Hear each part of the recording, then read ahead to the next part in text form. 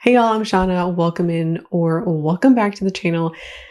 Woo, we got a video today. Today I'm talking about 5 more brands that I refused to work with. I catfished y'all with the title a little bit because today we are talking about brands, but we're having a more nuanced discussion about sponsorships. Yes, we are going to be talking about brands that have asked to work together over the past 2 months. But I'm using that as a way to open the door to talk about things like brand ethics or how influencers wield their influence, greenwashing, and related topics. I do think that sometimes it's really easy to say no to brands or to critique an influencer for talking about brands or being sponsored by brands, I should say, that are more overtly problematic, like really fast fashion brands, as an example, like Shein or even H&M. But what about brands that appear to have more ethical behavior or more sustainability behind them? I think that it can be more difficult for a consumer to critique and also easier for an influencer to accept that work. An influencer may believe that their audience will be more receptive to these brands and so find it extra easy to say yes. So we're going to talk about a wide variety of brands. And I do think majority of them are going to be at least brands that are attempting to do sustainable things. And I just want to be clear now that I am not taking sponsorships or really considering any, but for the purposes of today's video, I was thinking about in the context in which, like in this hypothetical world where I regularly took sponsorships, how would I feel about working with these brands? Okay, we're first going to talk about Halara. And I was initially surprised that they reached out because when you look at my channel, and even if you watch 0 videos and you just look at the thumbnails and you look at the titles, I think the vibe you'd probably get would be anti-consumer. And I also have several anti-fast fashion videos on this channel. This was before my Shein video, but I still have many breaking up with fast fashion, or at least 3 at this point. I want to read to this email exchange. It'll also be on the screen. And I want to use this as a jumping off point to talk about Halara as a brand and why they are a problem in my eyes. So it says, "Hi team." We're not even addressing me by name. "Hope this email finds you well. This is X from Halara. We discovered your profile on YouTube and would like to have a partnership with you. Halara is an athleisure brand that offers trendy and affordable clothing catering to women of all ages and sizes, extra small to 4X. With our success at TikTok, we believe that a joint venture between us would create a powerful impact and inspire our shared audience. Please let me know if you're interested. Happy to discuss rates." So this was a general mass email. And when I get a hi team or a hi dear, I'm less inclined to hear what you have to say because like you couldn't even bother to say, "Hi, Shauna." It's pretty low effort in my opinion. So I responded, "Hi, so-and-so. I do not work with fast fashion brands nor with companies that charge more for larger sizes. We would in fact not be a good match and I'm surprised that anyone from Halara would reach out at all given the content that I make. Lastly, it'd be great to be addressed by my name, Shauna." It's kind of sassy, but short and sweet. So I got a "Hi, Shauna" this time. "It's always a pleasure to hear from you. I genuinely admire your content and we're not about fast fashion." What? What do you mean? That's exactly why I believe there's great synergy between us. This was so frustrating to me. What do you mean you're not about fast fashion? You are a fast fashion brand. Just because you don't want to think about it doesn't make it not true. To continue, while we've seen considerable success with our viral TikTok collaborations, I feel that the short video format, despite its influence, can sometimes be limiting. It's a snapshot meant for today's fast-paced lifestyle. As a brand that is still growing, our options might be limited, but please understand that my team and I are committed to continuously improving and letting people know the care and effort we put into our products. We would love for you to experience our commitment firsthand. Would you be interested in trying out several pairs of our pants as PR gifts? This is not the first time in recent months where I've said no, and the team responded back with, "Actually, let us send you free stuff." And I think that alone can be tempting, like, oh, let me just give them a shot. Like, I could get stuff for free. And I really do think that what entices influencers to take deals at all is their desire to try out a product. And I think that alone should say enough about an influencer, because this is just my opinion. It's just my opinion. I think it's kind of shitty for an influencer to say, I would like to try this product, so I'm going to agree to the purchase. You having a desire to try something is not nearly enough consideration to agree to a sponsorship. You're putting your own selfish needs to try things, or desire, I should say, to try things without considering, well, would my audience benefit from this? Is this a brand or a message that I would like to share with my audience? Do I think this would have an overall positive net impact on them? Could I see myself buying this with my own money? Like, you have no information about this brand, and just wanting to try it alone is so insufficient in my own opinion. I think people are going to disagree with me. That's totally fine. But this is just how I want to operate my channel. I have so many problems with Halara that, like, I'm like somewhere it's blinking because I don't really know where to start. Let's start with fast fashion. Fast fashion, by definition, let me read it to you. Fast fashion describes low price but stylish clothing that moves quickly from design to retail stores to meet and capitalize on trends. That is exactly what Halara does. They discount their products very steeply. At the time of filming this video, they currently have a 70% off sale. It is typically only fast fashion brands that can cut prices like this. They have huge selections of products, which is typically as well a fast fashion product that is made very cheaply. Just because you're not Shein prices doesn't mean you're not fast fashion either. They turn out endless styles based on trends, and they use overall cheap material. People who buy from Halara regularly talk about how cheap the clothing looks and feels. Their website has some certifications they say that they do for some fabrics, also some carbon offsetting, and then also they have some stuff for labor. Like, Shein has labor promises on their website. Labor promises mean nothing, but even a company like H&M can use recycled materials, can offset their carbon footprint, but also be fast fashion. It's not just you have this and you're inherently not. It's about the business model, how fast they turn out clothes, the prices of those clothes, and then how those things encourage specific kinds of consumer behavior. When you compare Halara's sustainability section on their website and you compare it to a brand like Girlfriend Collective,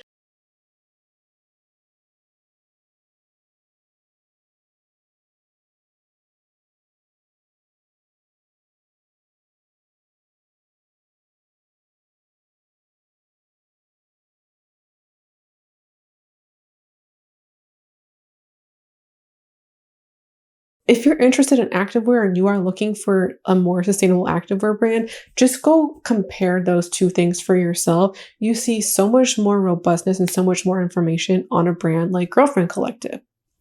Also, you go look at their online presence. Halara and the people, like the kind of consumer that they've generated, is based on their messaging as well as the influencers that they hire. The people who wear Halara and people who haul Halara are very much the buy 5 things at once kind of thing, or buy 10 things at once kind of thing. And it's just like people hauling tons of stuff at cheap prices. And it's this mentality that is the hallmark of fast fashion, encouraging people to buy more things or maintaining that kind of habit with its consumers. So they buy more things, they declutter it because it's out of trend, and then they keep buying more things. The last thing to talk about is their sizing and the fact that they charge more for plus sizes. This is an absolutely ridiculous behavior that is not necessary. People want to claim that, there's more fabric involved with the larger sizes. First of all, fabric is not as expensive as they're trying to tell you it is. Like, it's not as expensive to make these things that they are attempting to apply. But if it's costing you more for the larger sizes, instead of having $29.99 and $39.99, make them all $35. I don't think that somebody being in a larger body should be penalized. And then also, if that's the case, why aren't the extra smalls charged even less? This is not actually a fabric costing more or less kind of situation if we're not actually charging lower prices for the smallest sizes. I'm still not for that practice. Just charge this one price for this run of clothing. So we're going to move on, and I want to talk about Pair Eyewear next. They reached out to me very recently, like I'm talking like 7 days ago, 8 days ago, something like that. Last year when I was buying glasses, I came like this close to buying frames from Pair.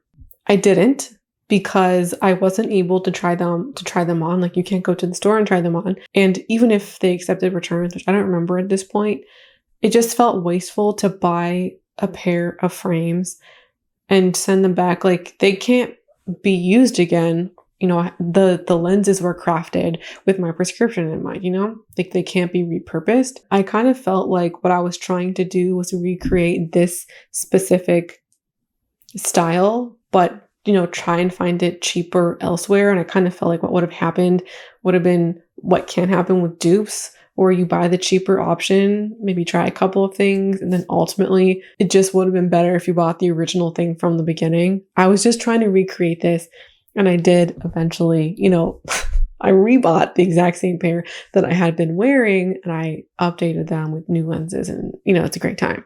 They are conceptually a cool brand because their whole shtick, if you are unfamiliar with them, is that you can buy a pair of frames and then they offer top frames that you can attach right to the front of your glasses to get different styles and looks. And so I think that this is the best if you're somebody who traditionally wears prescription sunglasses, which I don't. And I was thinking about it primarily for like having different styles of top frames. I'm not against them as a brand, and I do like them most specifically for that, you know, sunglasses situation. I think that you'd be getting a phenomenal deal because you can just put on like the glasses topper when prescription sunglasses can cost even more than regular glasses. And also with regular glasses, like when you're buying from a cheaper brand, it doesn't typically come with the same associations as buying cheaper clothes from a brand. Like some of the labor and ethical situations are not the same. And I chose not to work with them for three reasons. The first reason is what I believe is the promotion of a buy more mentality. And in my opinion, what Pair has done better than any other eyewear brand before them is turning glasses into an accessory. Glasses in some ways are both an accessory as well as a medical device. They are both. And, you know, thinking about our aesthetics plays into why people choose glasses. So I'm not saying that in that reason or in that realm that people are only considering it for the first time with Pair. They've taken it to a whole other level and have made it easier to accessorize than ever before, turning glasses into a different kind of accessory and really like a full-fledged accessory, or turning it more into accessory than medical device. You don't even need prescriptions in your lenses in order to get the accessory element. They really encourage this idea of self-expression with your glasses and encouraging people to buy more stuff via their top frames. Their business is really about the toppers, and they have nearly 500 toppers on their website. Once you buy a single pair of frames from them, you can become a repeat customer and they can continuously sell to you for as long as you own their glasses, which is a different situation than my pair. Like right now, the only thing this brand can do, they're Ollie Quinn, the only thing they could do is try to sell me more products from them, like maybe a case if we're trying to get accessories, right? Or maybe there's some new kind of lens or some new kind of service I could attach maybe, or try to sell me a second or third pair, try to sell me sunglasses. These guys can sell me more toppers. The seasons change. They release limited edition collections. at a lower price point. Their toppers are about $25 to $30 USD. So their first pair of their frames are $60 with basic lenses. And I think they have a coupon where it's like $54. So two of their toppers are equivalent to the pair of glasses. You are continuously being upsold to and encouraged to buy more things because you can have a never-ending collection of toppers. And then you can be tempted to repeatedly go look at their website and just have more things to buy. And while I was initially interested in them as a brand because of the toppers, I was like, oh, it's kind of cool. Like maybe I could get 2 or 3 and then I'll just have the same base frame and it'll be nice. Well, three toppers, they're $40 each in Canada, so it's $120. I've spent the equivalent of my glasses on toppers. And I've also spent the equivalent of the frames that I had. Like the frames that I bought with lenses were like $150, maybe I think it was $150, like including tax.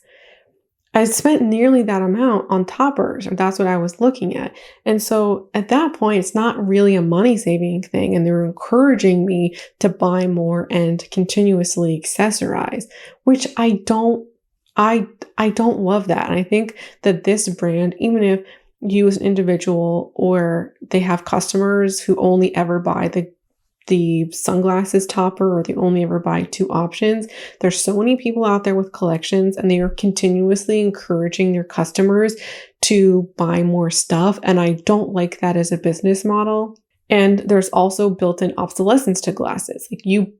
Most people will change their frames every few years, whether that's every 2 years or every 5 years. Like we typically need to upgrade our prescriptions. And so you go and you buy 5 toppers or 10 toppers. Well, all of those could be obsolete when you go and change your glasses, because what if you don't buy the same frames? Many people, if they're not able to change out their lenses, they'll change out their frames and their lenses. So your 5 toppers are now irrelevant.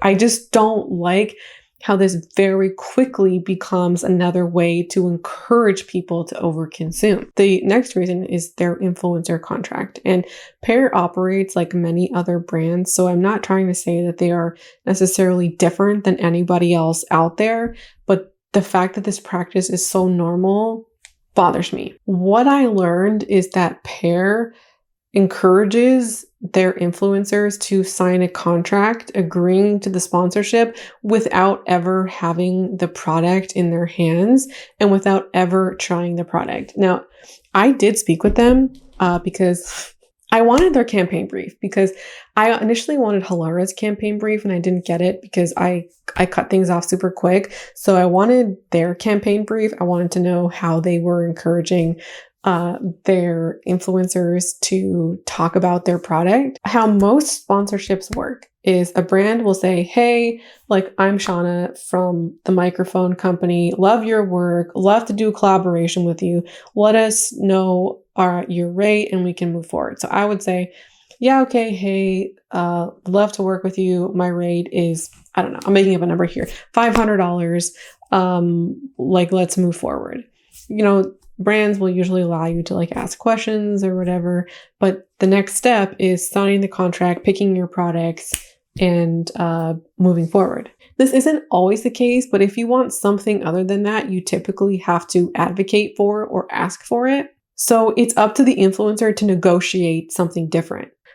I'll accept the sponsorship if I can try this product for 30 days and provide an honest review, positive or negative. Or I'll agree to this sponsorship pending a positive experience with this brand. Some will say no, some will say yes. So what Pair expects from their influencers is to sign a contract and agree to a sponsorship without ever having a product in hand, but you are able to pull out if you have some kind of problem with the product later down the line. Now you might say, Shauna, what's the problem with that? You are allowed to say no. This kind of scenario makes it far easier to say yes and far more difficult to say no. You've already signed contracts, and people, I think, feel pressure to agree or pressure to move forward because now, like, it's the case of you have to opt out instead of opt in. You're creating a link to a brand, and you're also trying a product with an expectation from the brand in mind.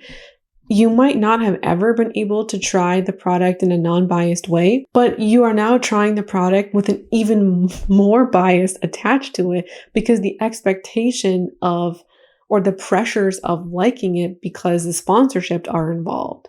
There's weight and expectation that are involved with trying that product and saying, you can opt out at that point. The brand can say as much as they want, there's no strings attached, but they've designed it in this way, in my opinion, to incentivize the influencer to continue with it. And if I can't try something with no strings attached to have an honest opinion about it first, I don't like, that's not what's best for my audience. That's not what's best for me. That's what's best for you as a brand. And I just don't like that as a practice. The real main reason, all of this aside, why I wouldn't or didn't work with Pear is because of the influence that I want to have on my audience. Over the past 8 months, I've left the door open for sponsorships like this. And I've said, or I've thought that if a brand were to reach out to me for work that was about like a free product or service or something, like I've always had glasses in the back of my mind because I am a glasses wearer and that they are a medical device, that they are a practical thing that like, and I've also held the belief that it's like really challenging to overconsume on certain elements like glasses, but there's just certain things that to me feel like basic elements of life where clothing is a basic element of life, but is often not treated that way or viewed that way by viewers. And I can't control what viewers come to my channel with, but I have a good understanding about some of the people who come to this channel and the things that they might struggle with. People who have a history of over shopping and overspending. So promoting things like purses and shoes is just not one that I want to do. Glasses have felt to me utilitarian. And so I've left the door open for something like glasses. But with all of the things that I've mentioned about something like Pear, I think people who have a love of shopping could easily overconsume with a brand like Pear on the toppers and feel the sense of I'm doing a good thing because they're glasses, or this is a necessity, or this is a medical device, or I'm just finding like a little way to jazz it up. And then, all of a sudden we spent $300-400 on glasses, and that was not our intention. And so this really led me to the question of, how do I want to influence my audience, and what is the best situation for them? Because quite frankly, if I was interested in trying Pear, which I was, the best course of action for my subscribers would be for me to try the product independent of Pear, where I have no repercussions if I don't like it. I'm not beholden to the brand. I'm not going to watch my words, and I'm going to be as honest as I can. I think even with best intentions, it wouldn't be it wasn't a review. It was an advertisement. So let's be clear. I think my viewers would be far better off with a review of Pear than a sponsorship. I also think a sponsorship on my channel at this point, just influencing people to buy stuff, is not the kind of impact that I want to have. And I think that there are so few spaces out there on the internet that are ad-free. And even on my channel, I'm not completely ad-free because there are ads in between like my videos, and I've, increased the space between ads, and I'm trying to think more critically about that to reduce the impact. And you are very welcome to watch with ad blocker. But I've already made some choices in order to make YouTube like a sustainable thing. I don't need the money of sponsorships in order to make this a sustainable thing. And I don't think that I would want to be in a position in which I was beholden to sponsorships in order for this to be sustainable, because I don't want that extra impact on people, encouraging people to buy things and also doing that in my own voice. It's one thing for somebody to come across an advertisement for H&M or this brand pair.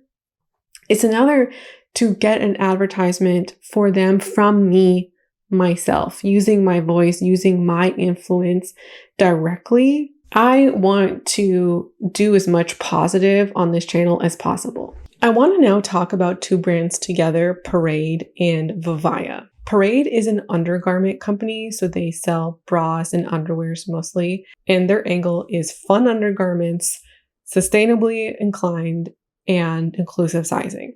Their prints are fun. Parade has much more, their prints are much more fun, and they have more variety in underwear and bras. They have like a pretty good section on their website with like the different fabrics. And then they also do have inclusive sizing, extra small to 5X.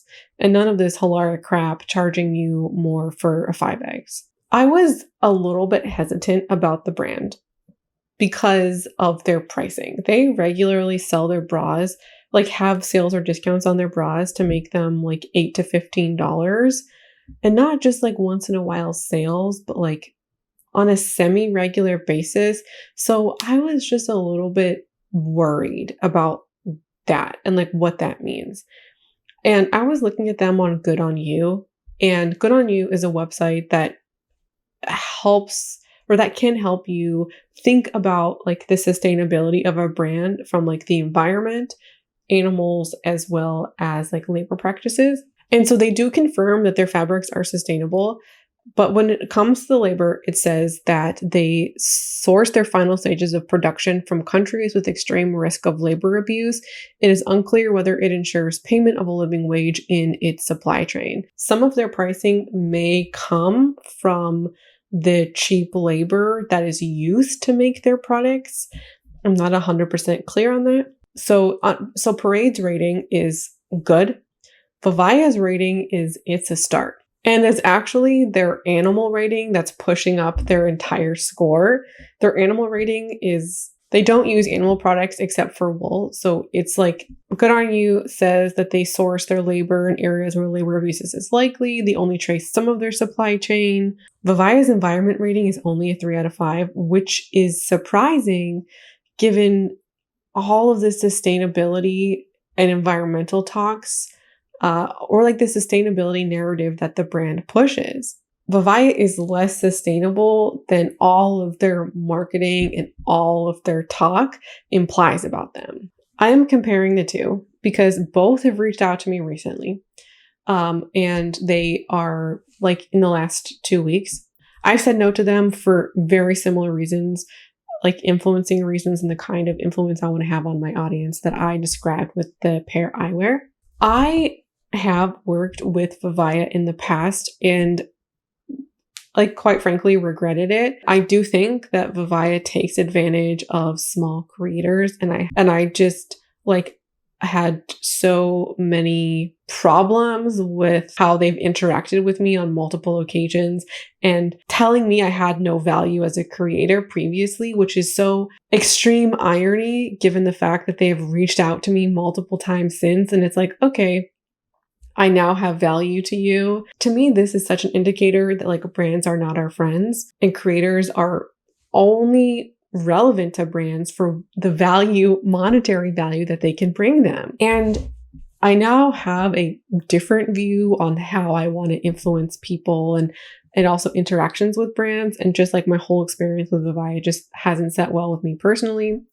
However, kind of the additional layer to this is that Vivaya is not as sustainable as they want us to believe that they are. They are more sustainable than the average shoe brand, perhaps, which does come from the materials that they're using, but they are not as sustainable as they claim. I think if they were to, let's say, make shoes with like vegan leather as an example, I think their sustainability rating would drop because some of their sustainability elements are just baked in to the ingredient that they're using. Good for them for choosing it, but I hope you understand what I'm saying. their sustainability narrative that they push on their website convinced me to work with them. I was influenced by it. Sometimes when creators are approached by a brand, they don't do their due diligence on researching the brand, or they have limited knowledge about things like sustainability or environmentalism or consumption, where they could say yes or no based on that limited knowledge. I am not claiming to be an expert on sustainability. Let's be clear. I have more knowledge than I did 2 years ago, the last time I worked with them, but I don't have all of the knowledge, and I've learned since then. And sometimes we just don't have the requisite knowledge to vet a brand appropriately. And so because I kind of feel like I don't have all of the knowledge that I would want to vet Parade, that was part of why I would say no. Like I just, I don't have all the knowledge, and I think more comfortable now being like, yeah, I don't know all of the things. And because I'm uncertain about certain sustainability efforts that matter to me, I wouldn't say yes to that. I'm not calling Parade unsustainable. I just don't have all the knowledge I need or the expertise that I would need in order to vet this brand correctly, or in a way that would make me comfortable working with them. At the end of the day, that's kind of always a secondary factor to the primary factor of wanting to limit the way I influence my audience. So that will always matter most. And I bring all of this up not to ask for cookies about how I vet brands, but to have a conversation about sustainability and how it can encourage people to work with brands, or how we as creators don't have the knowledge we need in order to suss out sustainability claims. And it is up to us as creators to do that work. If you're going to promote a brand, then I think you need some knowledge about some basic sustainability stuff, because otherwise we can just be swayed by a brand saying they offset carbon emissions. Also, labor violations or labor exploitations tend to take much more of a back seat when it comes to sustainability. I think it's harder to be compliant with labor practices. And I also think a lot of the environmental claims can be flashier, like carbon offsetting or making shoes out of recycled water bottles. Those are just much more, I think, overt examples of environmentalism and sustainability, and way easier to catch people and draw them in. So then you have influencers who are like, oh yes, I see you make your shoes from recycled water bottles. And that's the start and stop of the research. And then it sways them to make a sponsorship with them. And then you have these brands who are being touted as this yes, this peak of sustainability, when you're just okay. And I also think that many people just don't do their due diligence when you see these big overt claims. I'm not saying that I'm better than other people, because I have been swayed by these things. These two examples of Avaya and Parade have really shown me the limitations of my own vetting process in the past, and also what I imagine can be other people's vetting processes now. Last up is Linear. I think that's how you pronounce it. I looked it up, and they are a sustainable jewelry brand. They are fine jewelry. Their price point is probably fine for fine jewelry. I am not a fine jewelry connoisseur or somebody who's purchased a lot of it, so I'm not up and up on how they fare in the field. Their price points for things is around $125 to $150 USD and goes up from there. They do have some pieces under $100 USD, but most are $125 and higher. In Canadian dollars, they are more expensive. That is relevant to me. I know it's not relevant to you, but the price point of this brand matters in my native currency for my ability to actually purchase this stuff with or without a collaboration with them. I am somewhat uncertain about their sustainability claims. They say that they use recycled base materials where possible, while also saying that their pieces are made with 100% recycled materials. They're not saying the same thing. They do use lab-grown diamonds, so that makes all of their diamonds conflict-free. They say they offset their carbon emissions, but they make no statements about labor practices anywhere that I could find. So I don't really know what's up and up with their labor practices and if like how vettable these claims are from them. But for the purposes of today's video, we're just going to assume that this is 100% accurate and they're great. Their sustainability is 10 out of 10. But the major component of like why I wouldn't work with them is that they're cost prohibitive to me. If I'm ever considering working with the brand, I do consider, would I purchase this item with my own money? And because their price point is like $150 to $250, I wouldn't ever, at least at this point in my life, purchase jewelry at that price point. So taking a sponsorship for a product that I would not buy for myself is hypocritical. And I think that should factor in to whether or not somebody talks about it. Even if they are this perfect, amazing jewelry brand, I don't have $150 to $250 to spend on jewelry. Like that's just not something that I do. And also, I just kind of feel like in this tough economic climate, I find it a bit out of touch to push that kind of thing on my audience. So many people have increased living expenses, increased rent, increased groceries, increased gas prices, increased phone bills. The price of everything is just so expensive. People are struggling more than ever to make ends meet. And then here I come with a $250 like jewelry recommendation. That's also part of why I feel like many sponsorships right now are just like not it. It's such a tough financial situation for so many people. And I hear it in my comments all the time. Yes, there are people with money, but there are also plenty of people without. I just like can't in good conscience like suggest people do that on a random Tuesday. It does not sit well with me. And although we're talking about Linear now, they can be an amazing, perfect brand, but that also doesn't mean that every amazing, perfect brand is something that should be promoted to an audience, like them being sustainably minded or them crafting their products to last a long time. That's wonderful things, but that just doesn't make them like promotable, or that we should inherently buy from them, or that they're a great match for everybody's audience. I really think that influencers see a brand like this, they see sustainability. Oh yes, that's amazing. And then that's what entices them to work with such a brand.